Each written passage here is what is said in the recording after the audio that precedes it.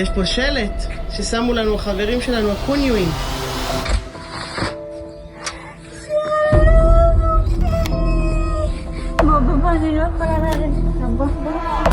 ¡Fuerza, carajo! ¡Fuerza!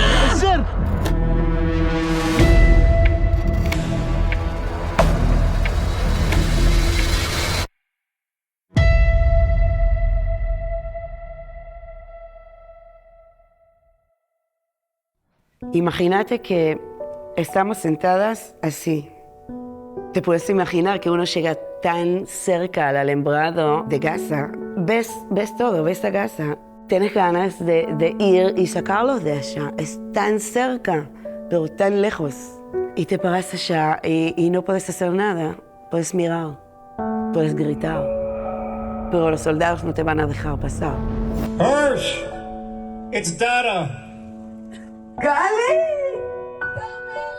¡Mami, Shelly! ¡Mueve אתכם! ¡No somos! ¡Fuerza, carajo! ¡Fuerza! Este es el Kibutz Nir Oz, una comunidad agrícola de Israel a menos de 3 kilómetros de Gaza. Esta es Shiri Vivas, estos son los hermanos David y Eitan Cunio. No sabemos de qué estaban hablando ese día, tal vez hablaban en español. El papá de Shiri era José Silverman, un argentino que emigró a Israel en 1976. Allí conoció a una joven peruana llamada Margit. Se instaló en el Kibutz Nir Oz. Tuvieron 2 hijas, Shiri y Dana. En el kibutz había otro vecino argentino que se llamaba José Cunio, que había llegado al kibutz en 1988. Casado con Silvia, también argentina, tuvieron 4 hijos: Lucas, Ariel y los mellizos David y Eitan. La familia Silverman y Cunio se hicieron amigas y para diferenciar a los hombres, a Silverman lo comenzaron a llamar Yossi. Los hijos de Silverman y de Cunio se criaron en el kibutz como amigos. Shiri celebró junto a los mellizos su bat mitzvah y fue gracias a los Cunio que Shiri conoció a Yarden Vivas, con quien se casaría años más tarde. Shiri y Yarden tuvieron 2 hijos, Ariel y Kfir Vivas. El día que Ariel conoció a su hermano menor apenas llegado del hospital, los Cunio le habían dejado un regalo en la puerta.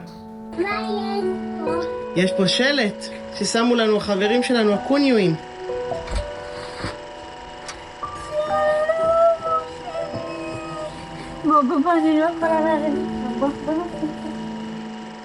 David Cunio tuvo mellizas de casi la misma edad que Ariel, Julie y Emma. Nadie podría haber imaginado que estos niños iban a terminar del otro lado de la frontera, en Gaza, como los rehenes más jóvenes que tomó Hamás el 7 de octubre.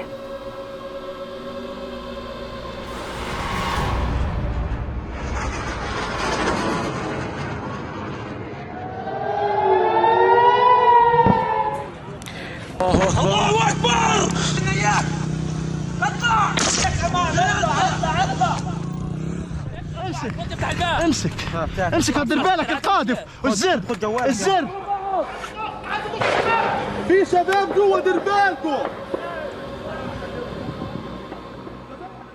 درينك يلا سي بسم الله يلا درينك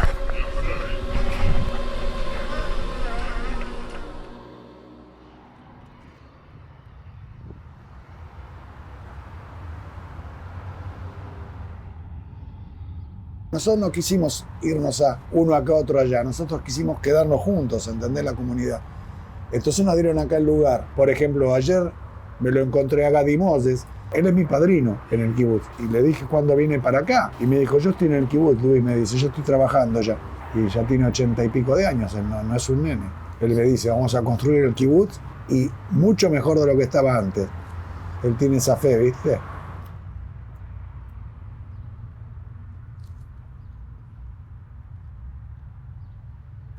Bueno, ¿querés que empiece? Llegamos al país en el año 1988, al país en el 86, perdón, y al Kibutz Nir Oz en el año 1988. Llegamos con Lucas, nuestro primer hijo, nos nacieron 3 hijos más, los mellizos David y Eitan, en el año 90, y en el año 97 nació mi hijo más chico, Ariel. En el año 91, Yossi y Margit llegaron a Niroz y él tenía a Dana y a Shiri, que recién habían nacido, tenía 6 meses. Era una cosa hermosa, una beba hermosa. Éramos vecinos, eran como hermanos. Y yo no tenía nenas, así que me desvivía por las 2 nenas de Yossi y de Margit, que eran Dana y Shiri. Lamentablemente Yossi, Margit y Shiri ya no están, y los chiquitos.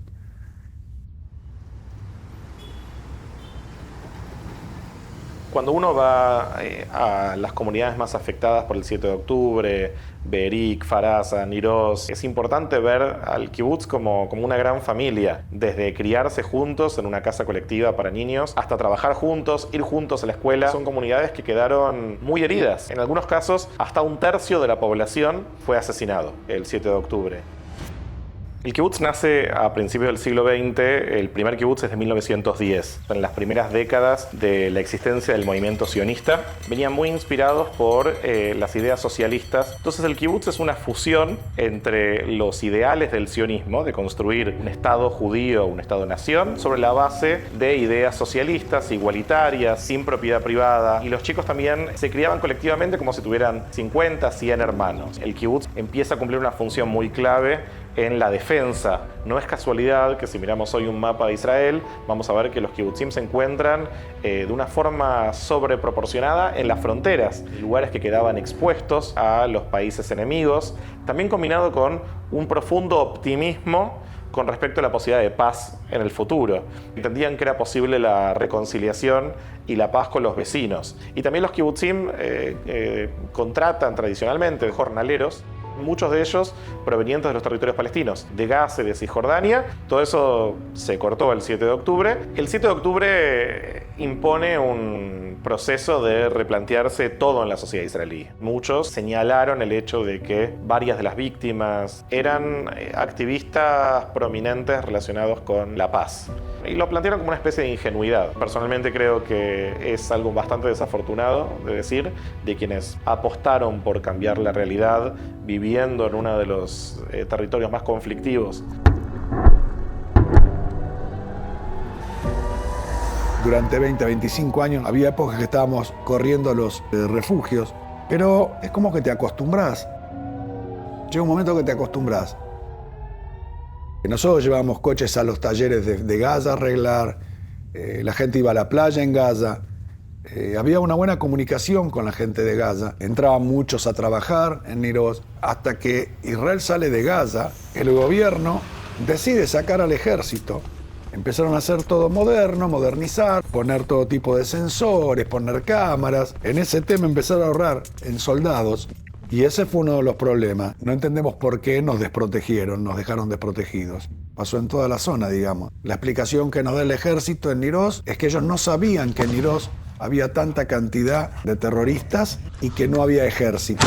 Se cortó la línea comunicativa, digamos, la comunicación. Es una explicación un poco irrisoria, pero bueno, en Niroz nunca había pasado nada, hasta que pasó. Alrededor de las 6 de la mañana del 7 de octubre comenzaron a sonar las sirenas ante el ataque con misiles que llegaba de Gaza.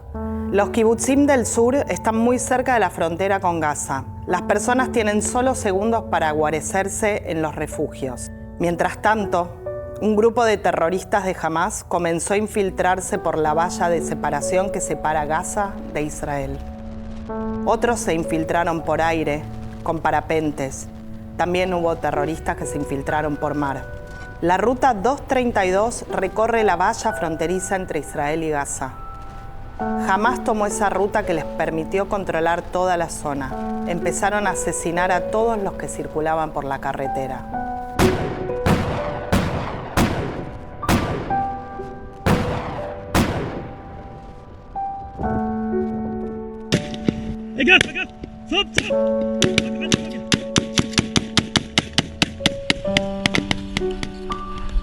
مين برفزوه؟ برفزوه؟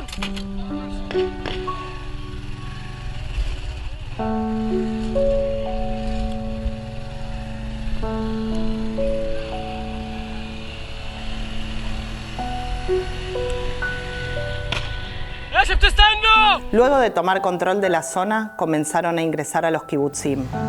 ايش الغرفه ما نعملها؟ امسك امسك امسك هدر بالك القاذف والزر الزر كيف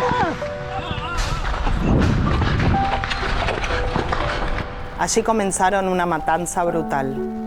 Ingresaron casa por casa buscando a sus víctimas. En algunas lograron abrir las puertas de los refugios y sacaban a las personas para asesinarlas. Mataron hijos enfrente de sus padres, padres delante de sus hijos y hermanos delante de otros hermanos.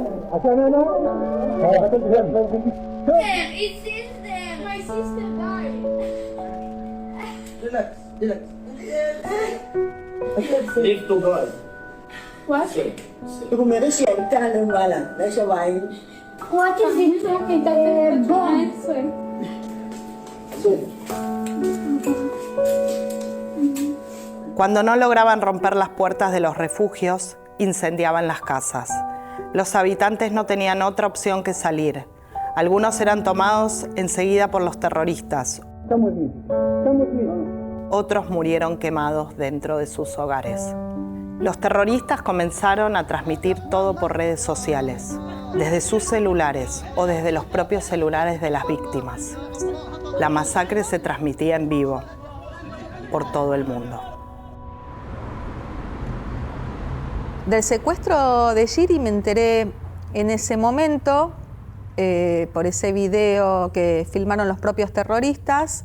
Yo a mi prima no la reconocí de primera vista. Shiri siempre tenía un semblante sonriente, feliz, alegre. Yo esa expresión nunca se la había visto en la cara. Entonces me costó mucho asociar que era ella. Shiri y Yarden se encontraron con esta situación, empezaron a escuchar voces en árabe afuera. Tengan en cuenta que los refugios en Israel siempre estuvieron preparados para ataques aéreos. Nunca estuvieron preparados ni se esperaba de ninguna manera un ataque por tierra tan salvaje como fue. Entonces ellos se metieron en el refugio y cuando ya no pudieron sostener la situación, Yarden salió primero. Entiendo que pensando que de esa manera, al salir el hombre de la familia, se lo iban a llevar a él.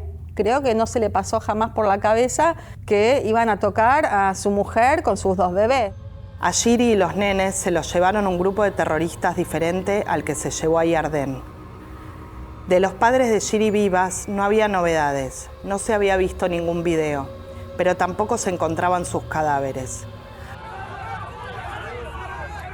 A las personas que no encontraban las iban catalogando como asesinadas, secuestradas o desaparecidas. Entonces, de pronto, según las huellas que iban logrando encontrar o los rastros de los relatos y de las imágenes estas que transmitían los propios terroristas, capaz que una familia recibía la novedad de que alguien que habían creído que estaba asesinado, en realidad ahora estaba en la categoría de desaparecido o de secuestrado. O sea, la información era tan confusa y dolorosa al mismo tiempo que los estados de ánimo eran, bueno, se imaginan, pero tengo casos concretos de familias que sus propias personas iban pasando y te avisaban, ahora está en esta categoría, ahora está en esta, lo estamos buscando. No sabemos exactamente qué pasó con mis tíos, pero 15 días más tarde los encontraron quemados adentro de su casa. Esta fue una de las primeras casas que estaba cerca de la entrada del kibutz y que incendiaron. Así fallecieron ellos. Hay una última foto que sacó Dana, una selfie, en donde se veía a todos los miembros de su familia, sin pensar siquiera que unas pocas horas más tarde iba a ser la única persona de esa familia que se iba a salvar de esa barbarie, aunque bueno, por supuesto que no se salvó de la tragedia porque los perdió a todos. El abuelo de Shiri Silverman, Vladi y su familia, emigró en la década del 70 con sus hijos adolescentes y su esposa, escapando de alguna manera de aquella época oscura de la Argentina. En ese momento emigraron a Israel. Y lo que digo que es una paradoja de alguna manera es que se escaparon de esa época negra en donde secuestraron, torturaron, violaron personas. Y bueno, esas vueltas de la vida que inexplicablemente esa historia que parecía quedar atrás los alcanzó. Aproximadamente 3 kilómetros de la frontera, todavía sonaba la música del Festival Nova, donde bailaban alrededor de 3.500 jóvenes. El festival se convirtió en una verdadera cacería humana.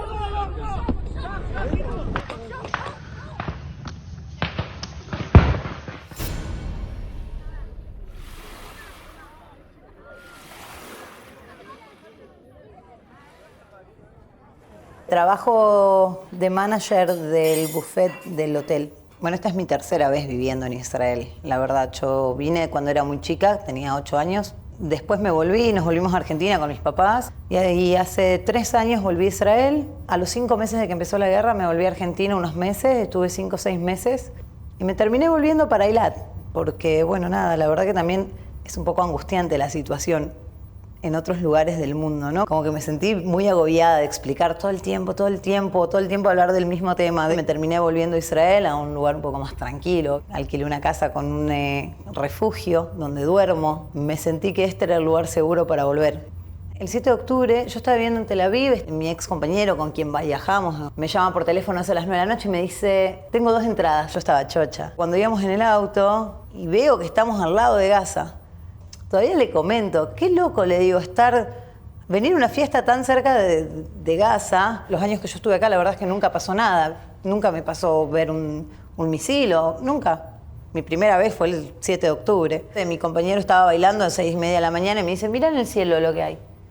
Vi 1, 2, 3 misiles y ahí ya empecé a ver varios misiles paralelos que no paraban. Miraba el cielo, no se veía el cielo, había misiles por todas partes, reventaban acá, reventaban allá, la gente corriendo. Muchos decían: dejen que pasen los misiles, quédense acá, y cuando pasen los misiles, seguro sigue la fiesta. Y nada, le digo: vamos, todavía no había cortado la música.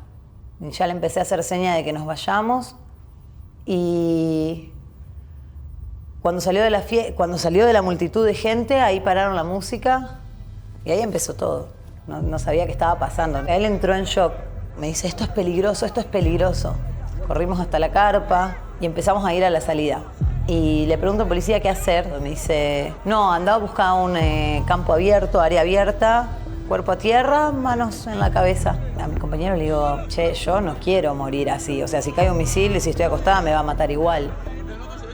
Mientras todo esto pasaba, los terroristas entraban.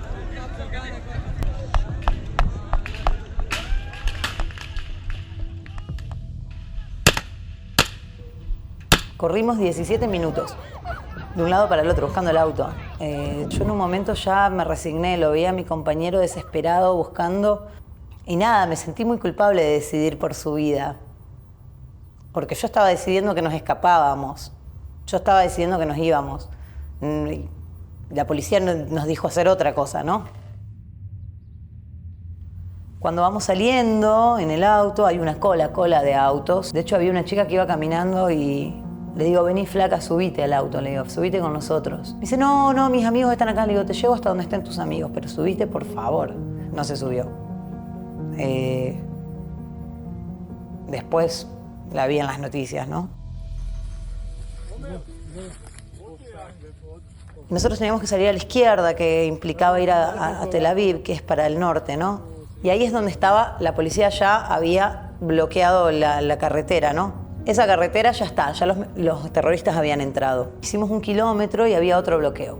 Y en el otro bloqueo, después nos enteramos que no eran policías, eran terroristas que habían agarrado patrulla. Había una camioneta con 2 pibes adentro, que pensé que, no sé, que había caído un misil, que habían chocado. No entendía qué pasaba, era como, todo era muy descontrolado, había muchísimos misiles. Y le digo: hay gente lastimada ahí. Mi compañero en ese momento, que es médico, me dice: no, están muertos, Victoria, me dice: están muertos. Entraron a matar y a violar y arrasaron con todo. Horrible. Ver caras que viste hace 2, 3 horas. Verlas muertas, cortadas, violadas, paseándolas como si fuesen un trofeo después de que las violaron, las mataron. Solo el hecho de pensar de que si hubiese estado 3 minutos más, hubiese sido una de esas pibas. Yo después de eso estuve 2 meses, no salí de mi casa, o sea, tenía terror. Cuando pienso todavía en esa situación o cuando me llevo de vuelta a recordar esos momentos, la presión que se genera en el cuerpo y es muy difícil. Ya no volvés a ser igual nunca. Hoy me levanto a la noche 3 veces para cerrar la puerta porque tengo miedo. Vivo con miedo. Una piba le encontraron 40 tipos de semen diferente adentro. Yo nunca supe lo que es tener un ataque de pánico. Hoy tengo que lidiar con un montón de cosas. Ataque de pánico, cómo dormir a la noche. Me cagaron la vida y mataron un montón de personas. Los que quedamos vivos, quedamos con todo esto adentro. Los que quedamos. Lamento los que no están. Y los que están secuestrados.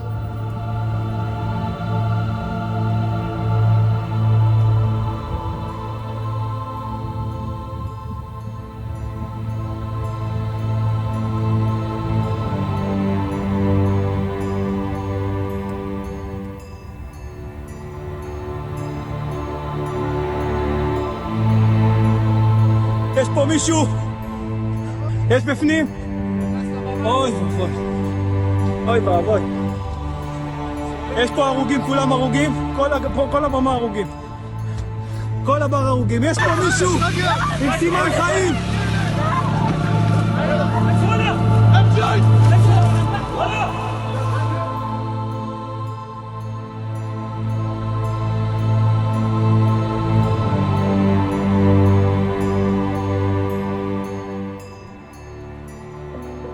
Las autopsias de las víctimas revelaron atrocidades de todo tipo. Violaciones, personas quemadas vivas, cuerpos desmembrados, incluyendo los cuerpos de niños y bebés.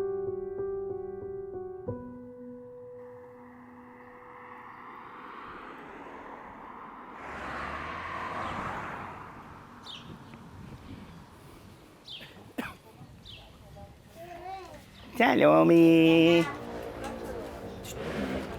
Bueno, este es un lugar lindo, ¿no? O sea, es un moshav. No tiene todo el bullicio, el ruido, ¿no? de una ciudad. Yo terminé medicina en Argentina y después vine a Israel. Si pudiera proyectar lo que mis ojos vieron en una pantalla gigante, yo creo que la mayoría de las personas no podrían resistir, no podrían ver lo que uno vio, ¿no? 1.200 personas más o menos asesinadas, ultrajadas, masacradas, daños corporales por el uso de armas blancas, mutilaciones, también personas que fueron quemadas en vida. Nuestro instituto no recibió todas las víctimas, ¿no? Porque hay muchas de las víctimas que pudieron ser identificadas por las huellas dactilares o por la dentadura. Nuestro instituto recibió más de 8.400 sacos de muertos. Uno puede imaginar qué es lo que había en los sacos de muertos, ¿no? O sea, no había un muerto. En un saco muchas veces había 4 o 5 personas, porque eran partes de cuerpos. El producto de todas las aberrancias que este grupo del Hamas hizo el 7 de octubre.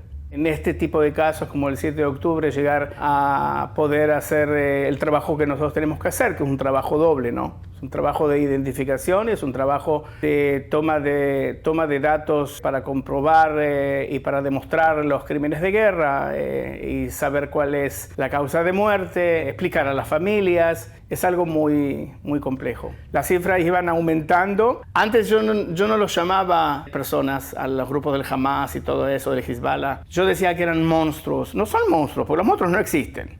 No existen. Son personas que han demostrado el lado más oscuro, cruel, satánico, diabólico del ser humano. Todo lo que pasó, todo lo que hicieron, todo lo que están haciendo ahora, todo lo que la familia Vivas vivió, todo lo que muchas otras familias vivieron. 251 personas fueron secuestradas.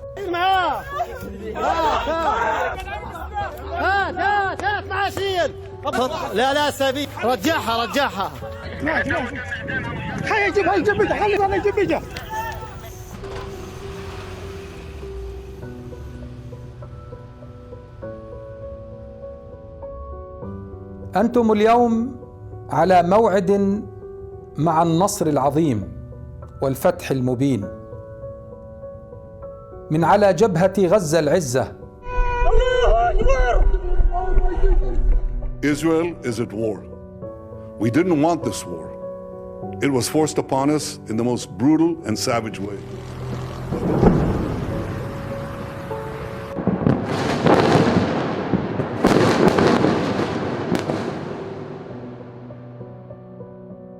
Mientras tanto, Hamás enviaba videos de secuestrados que seguían con vida o anunciando la muerte de otros.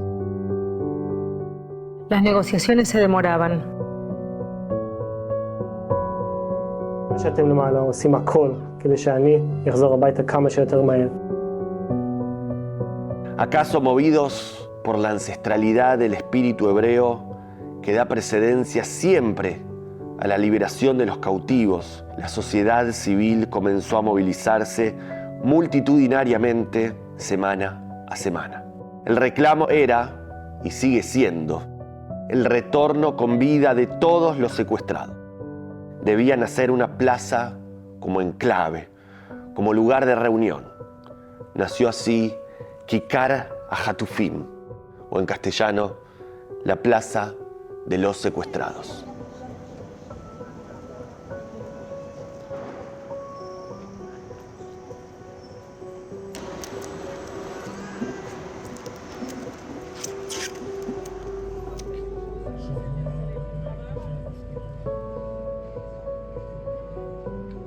Ese reclamo lo encabezó la sociedad israelí, que salió a las calles para reclamarle al Hamás, el culpable de la masacre, único culpable de la masacre. Vivos se los llevaron, vivos los tienen que traer de vuelta.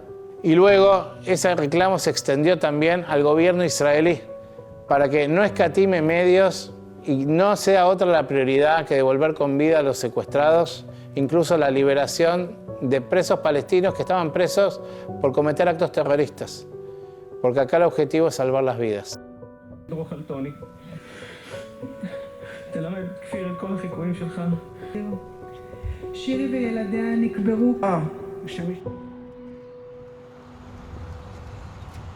No voy desde la pandemia porque no pudimos viajar, con la pandemia no pudimos viajar. Mientras mis hijos estén secuestrados, ¿cómo voy a ir yo de acá, entendés? No puedes saber lo que pasa cada minuto. Acá está Yossi y Margit. Acá está Shiri. El día 6 de octubre estamos almorzando con Yossi y Margit sin saber que era el último almuerzo juntos. De los 20 que éramos, quedamos 12. 8 personas de mi familia fueron secuestradas. Ni hablar de lo que pasó con la familia Silverman, Yossi con Margit, que los mataron. Se llevaron a Shiri y a Yarden, que Yarden es el mejor amigo de mi hijo David y de Eitan, de los mellizos. Él estudió con ellos todo el colegio primario, el secundario. A Shiri se la presentaron, mis hijos a Shiri, se la presentaron a Yarden. Y ahí tuvieron a Kfir y a Arielito, que eran 2 bombones. Chicos hermosos, que para nosotros la familia Silverman es parte nuestra.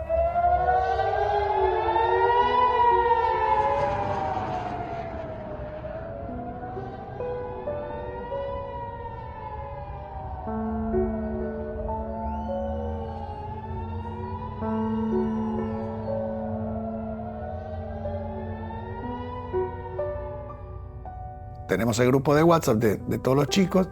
Mi hijo Ariel es el primero que me dice: hay terroristas adentro del kibutz. Eitan escribe que le están incendiando la casa, que le prendieron fuego a la casa. Ariel escribe: entramos en una película de terror. Y eso fue lo último que escribió. A él se lo llevaron junto con la novia, con Arbel, que ahora hace un mes la devolvieron.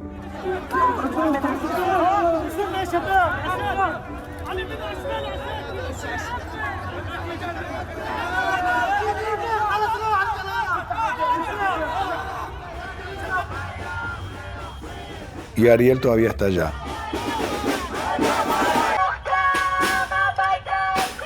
La primera que me contestó fue mi tía Silvia, que escribió en el grupo de la familia, en el WhatsApp: tengo terroristas en mi casa, ayúdenme por favor.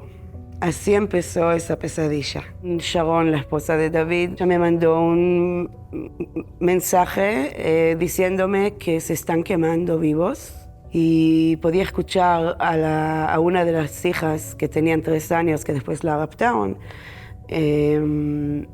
Podía escucharla que se está asfixiando. אנחנו נשרפים, בבקשה. אנחנו Y se los llevaron a todos.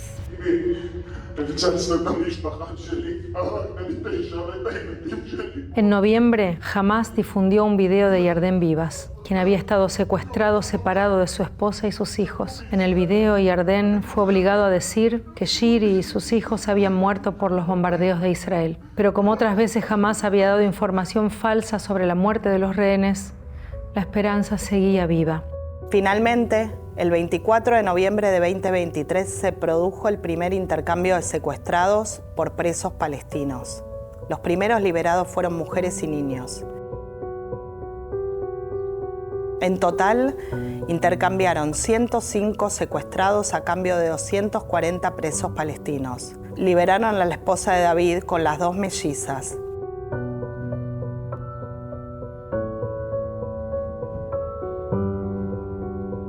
Entre los liberados no estaban Shiri ni sus hijos.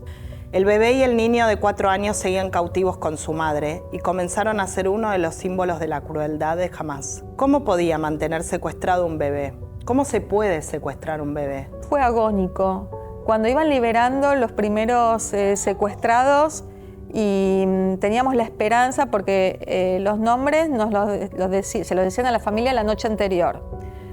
Entonces, encima con la diferencia horaria, todo el tiempo esperando que ellos estuvieran en la lista, que de hecho eran los que tenían prioridad, porque los chicos iban a salir primero, las madres iban a salir primero. Como Kfir era el secuestrado más joven, más chico, tomó mucho protagonismo. Ellos fueron los únicos chicos que no fueron liberados en la primera liberación. Entonces, cuando salieron todos los chicos y ellos quedaron adentro y no los habían liberado, obviamente tomaron más protagonismo.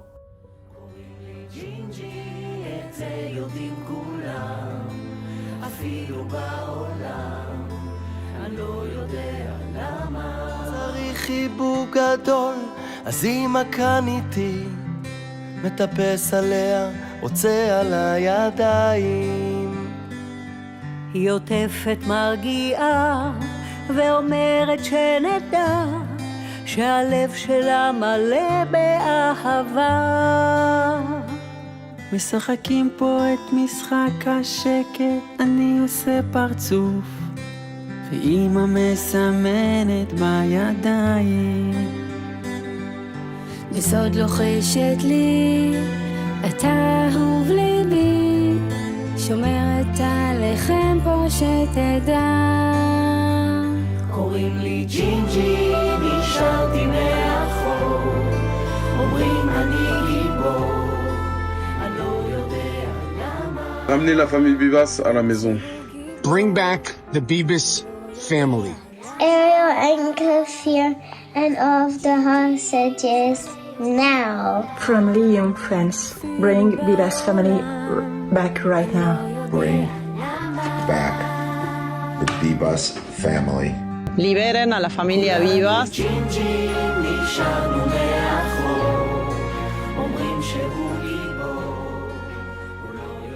La ansiedad te atravesaba y de repente te emocionabas porque liberaban a secuestrados que habían estado retenidos 50 días y te emocionabas y te alegrabas por ellos y por sus familias. Al mismo tiempo convivía la emoción de alegrarse por ellos, pero la frustración porque no son los tuyos. También tuve la función de preparar 6 equipos de profesionales. Cada uno de los equipos iba a trabajar en cada uno de los 6 hospitales que fueron determinados para recibir a los rehenes que iban saliendo. Todo es terrible. O sea, estar unas horas bajo las garras de un grupo terrorista que no tiene ningún tipo de escrúpulos. Estamos hablando de bebés, de niños. Y si hablamos de 30 días, 50 días, es terrible. Ahora, hablemos de 400 días, 500 días.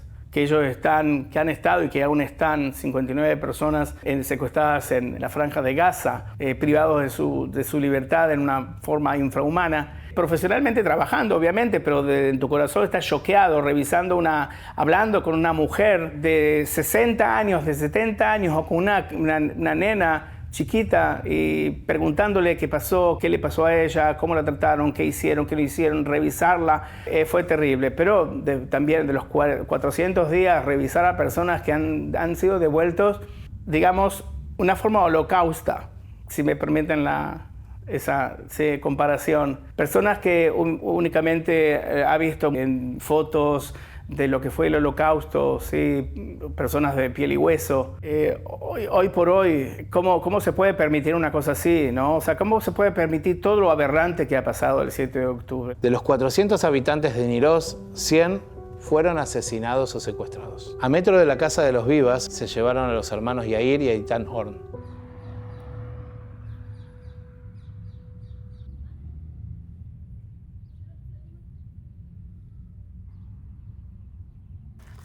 La gente me manda a veces dibujos, cosas. Buena semana, buenas noticias. Amén.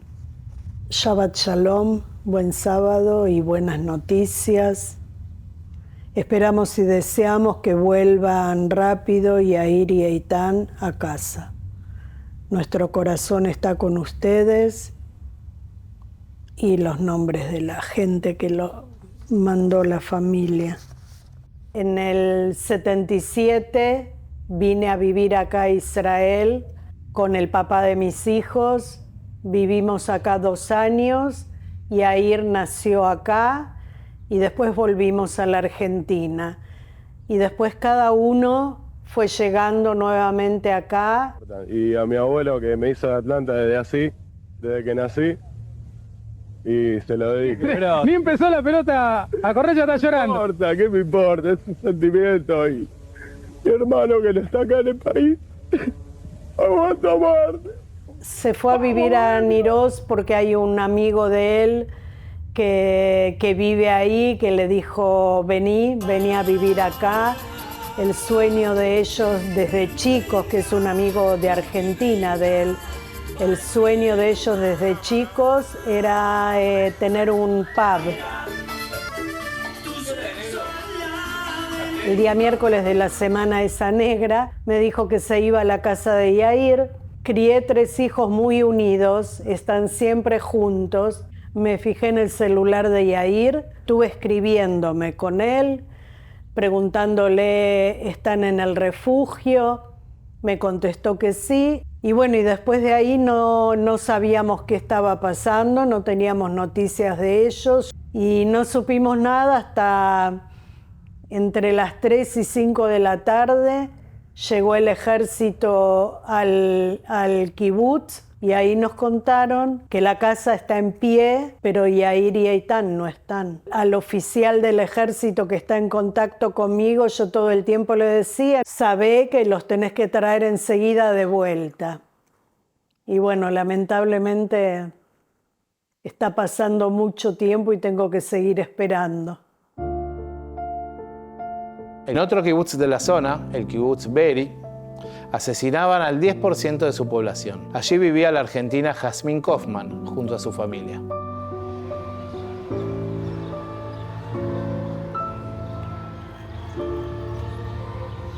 Esta soy yo. Esta foto es antes de que viajaron a París. Este es Poncho, que también fue asesinado. Todos fueron asesinados. Mi familia era una familia siempre que creía en la paz, que podían convivir. Después del 7 de octubre no sé dónde va todo eso. Voy todos los sábados a la Plaza de los Secuestrados. Yo digo, puede ser que los que mataron a mi familia fueron terroristas que fueron liberados en otros acuerdos. Y puede ser que los que mataron ahora los acaban de liberar ahora. Hay gente que está en Gaza y hay que liberarlos. Y a mí me mataron a mi familia y todavía yo creo que hay que liberar, que hay que cualquier precio para traer a nuestros hermanos de allá. Tienen que devolverlos, cueste lo que cueste. Las negociaciones no avanzaban. La guerra continuaba. Los secuestrados no volvían a sus casas.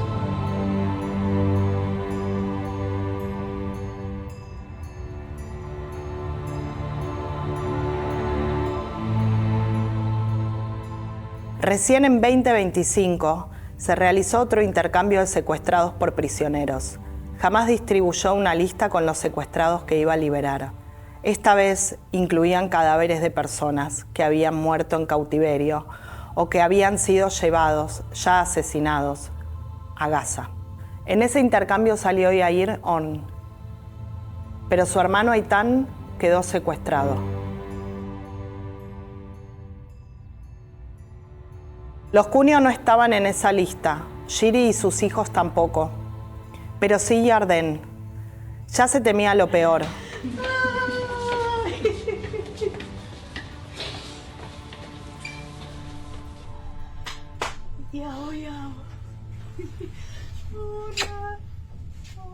Cuando salió la lista yo ya sabía que Yair estaba y Eitan no. Fue muy duro cuando me enteré que los separaban. Vino el oficial que está conmigo y me trajo el video. Lo miré 2 veces con él, pero no lo tengo en mi celular, no lo guardé. שמפרידים בין משפחות, תוציאו את כולם ואל תפרידו יותר משפחות, אל תהרסו יותר את החיים של כולנו.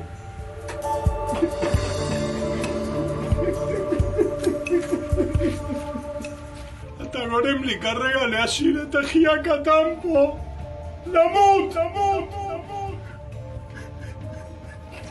Yair y Eitan, los hijos de Ruti, los hinchas de Atlanta, los pibes de Villa Crespo, Yair y Eitan. Por suerte, Yair ya lo devolvieron, pero Yair está muy mal. Yair está muy mal porque calculá que dejara a un hermano, y al hermano menor, pero a pesar de todo, él está saliendo, no para un minuto. Viaja, se encontró con Trump. Para Yair fue un golpe muy grande cuando salió y empezó de a poquito a enterarse qué pasó con sus amigos, qué pasó con la gente que él vive día a día con ellos. אתם אולי לא תאמינו את זה, אבל אריאליטו חבר שלי מהקיבוץ. ילד בן 5 שהוא רואה אותי ובורח ממני כי הוא פוחד, ושבוע אחרי הוא רץ אליי כי הוא מזהה אותי. La esperanza nunca hay que perderla. Y como yo digo, les digo siempre, yo desde el primer día hablo con mis hijos, ahora hablo con Eitu. Y le pido perdón por todo el tiempo que está pasando, porque ¿quién se hubiese imaginado que tanto tiempo iba a pasar? De alguna u otra manera yo estoy afuera y sigo viviendo como puedo, pero ellos estuvieron, y Eitan sigue estando, en los túneles, todo el tiempo allá abajo. Es dificilísimo, hay que sacarlos de ahí. Y espero que pase. El 1 de febrero liberaron a Yarden.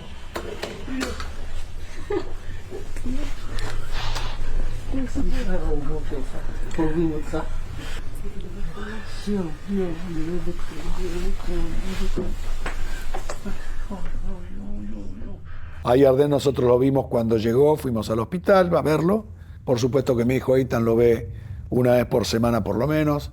Él sigue todavía en lo que es Kfar HaMaccabiyah. Kfar HaMaccabiyah es como un hotel, porque ahí por lo menos está un poco más protegido de todo lo que sea el periodismo, de todo lo que sea la gente en la calle inclusive. Y bueno, él tiene un departamento acá esperándolo, en el edificio donde vive mi hijo Eitan, en el mismo piso. Tiene un departamento esperándolo. Cuando él se decida volver, va a estar acá de vuelta. Y Yarden sigue luchando para que devuelvan a David y a Ariel y a todos los secuestrados, por supuesto. Nosotros teníamos esperanza de que no hubieran sido asesinados. Los 2 Gingis, no se puede explicar lo que uno sufre. Gingis, los coloraditos, los pelirrojos. El 18 de febrero, Hamás anunció que el siguiente jueves restituiría los cadáveres de Shiri Bibas y sus 2 pequeños hijos. Además, también devolvería el cadáver de Oded Lifshitz, otro vecino de Nir Oz. Como hicieron en otras liberaciones de rehenes, el día que Hamás devolvió los cadáveres montó un show, filmado por varias cámaras y drones. Entregaron 4 cajones negros, el de Shiri, sus 2 hijos y el del otro vecino de Niroz, Oded Lifshitz.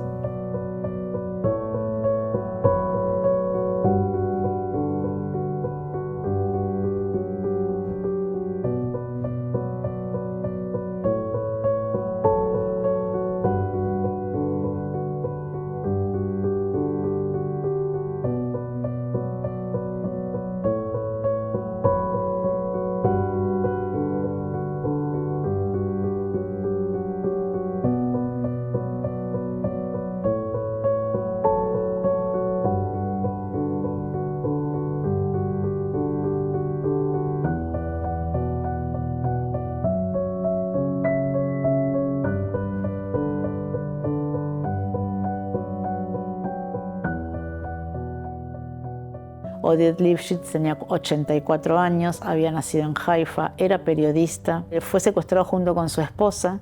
La esposa a pocas semanas fue una de las primeras que regresó en un intercambio, en uno de los primeros.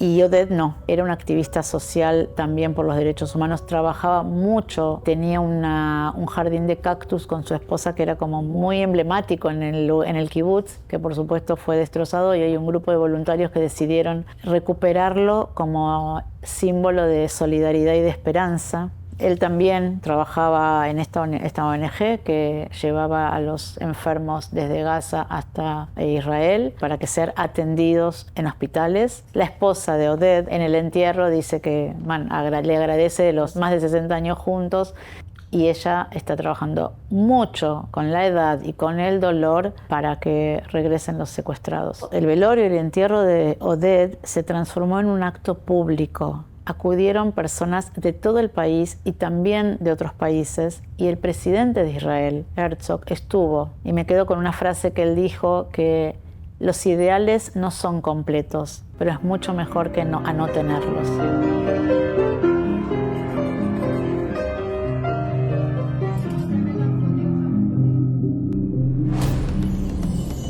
Pero las autopsias detectaron que el cadáver no era de Shiri. Jamás entregó 4 cajones. Y había que verificar que esos cuerpos pertenecían a quienes decían que entregaban.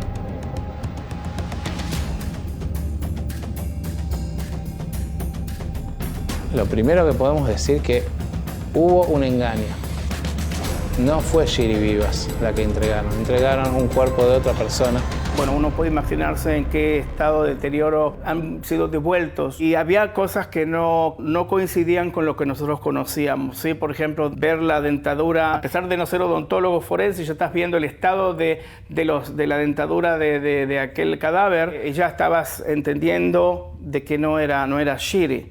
Y estábamos en contra del reloj, porque teníamos que dar la identificación muy rápida de ellos para que puedan seguir o no seguir este intercambio de cadáveres de rehenes, de secuestrados, criminales o terroristas, ¿sí? Que estaban en las cárceles de Israel. O sea, en este intercambio teníamos que ya dar un ok para que los prisioneros tendrían que ser liberados, y en qué tiempo, ¿no? Obviamente entraron a hacer la revisación de la dentadura, se hizo la prueba de ADN para decir sí o sí, en un 100% estar seguros de que no era Shiri. Y bueno, corroborando que no era Shiri, entonces empezó todo una hecatombe. Yo tuve el milésima de tiempo de esperanza de que no era Shiri, porque Shiri aún estaba con vida, ¿no? Pero bueno, llegó ese viernes a la mañana que ya trajeron el cuerpo de ella y ya pudimos hacer la identificación de ella también, ¿no? Y la terminaron entregando, muerta, asesinada. Tanto ella como Oded Lifshitz, como Kfir y Ariel. Los 2 hijos de Shiri secuestrados con tan solo 9 meses y 4 años, se demostró que fueron asesinados brutalmente y a sangre fría.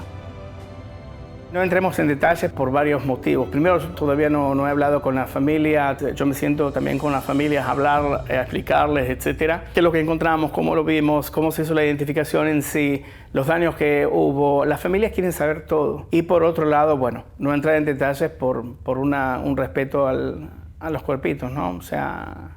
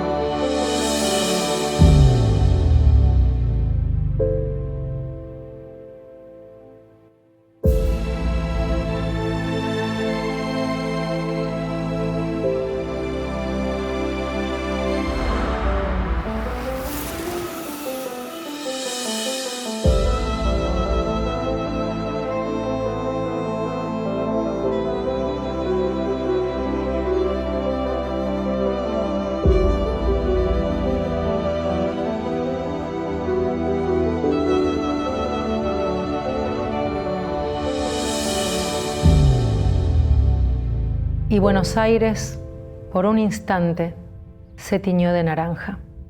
Tuve la suerte de poder viajar para poder estar en el momento del entierro. Yo estuve en la caravana que partió desde más o menos geográficamente la mitad de Israel hacia el sur, en donde era el cementerio, en donde también están enterrados mis tíos, los papás de Shiri. מי אמור. אני זוכר את הפעם הראשונה שאמרתי לך מי אמור. זה היה ממש בתחילת הקשר שלנו. אמרת לי, לקרוא לך ככה רק אם אני יודע בוודאות שאני אוהב אותך, ולא להגיד סתם. אז לא אמרתי את זה כי לא רציתי שתחשבי שאני ממהר להגיד, אני אוהב אותך. אז שירי, אני אגלה לך. אהבתי אותך כבר אז שאמרתי לך מי אמור. שירי, זה הכי קרוב שאני אלייך מאז 7/10, ואני לא יכול לנשק אותך ולחבק אותך, וזה שובר אותי והורג אותי. צ'וקי, זה אריאל. אתה הפכת אותי לאבא. אתה הפכת אותנו למשפחה. אתה לימדת אותי מה באמת חשוב בחיים ועל אחריות. ביום שנולדת אני התבגרתי ברגע אחד בזכותך. פופיק, זה הכינוי של כפיר בבית. לא חשבתי שהמשפחה שלנו יכולה להיות יותר מושלמת, ואז אתה באת ועשית אותה עוד יותר מושלמת. אני זוכר את הלידה שלך, אני זוכר שבאמצע הלידה המיילדת עצרה הכל. אמא ואני נבהלנו, פחדנו, חשבנו שקרה משהו, אבל זה היה רק כדי להגיד לנו שיש לנו עוד ג'ינג'י. אמא ואני צחקנו ושמחנו. הכנסת עוד אור ואושר לבית הקטן שלנו. באת עם הצחוק והחיוך המתוק והכובש שלך ואני התמכרתי בשנייה. אי אפשר היה שלא לנשנש אותך כל הזמן.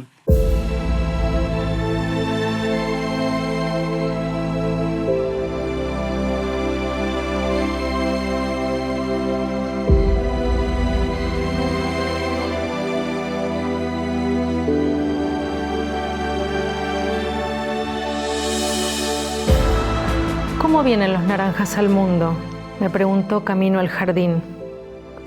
Se sumerge un pincel en un corazón rojo de amor.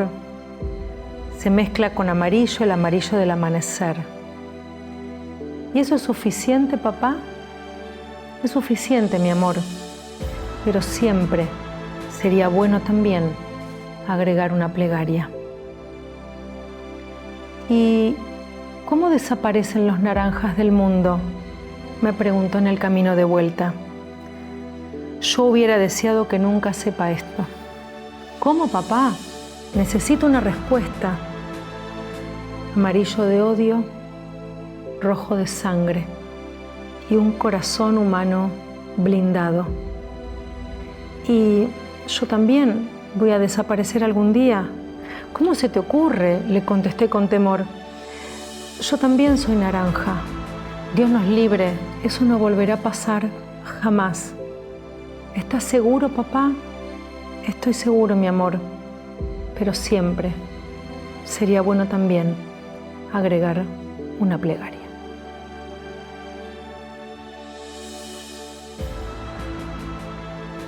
This is David. I know him from first grade. And this is his younger brother, Ariel. And they're both still in captivity? They're both still in captivity. And I don't know if they gave enough food, enough water, especially now when the war is back on. He was with me in every big thing in my life. He was in my wedding, and now I'm having probably the hardest thing I have to move with my life, and David is not with me. I lost my wife and kids. Sharon must not lose her husband.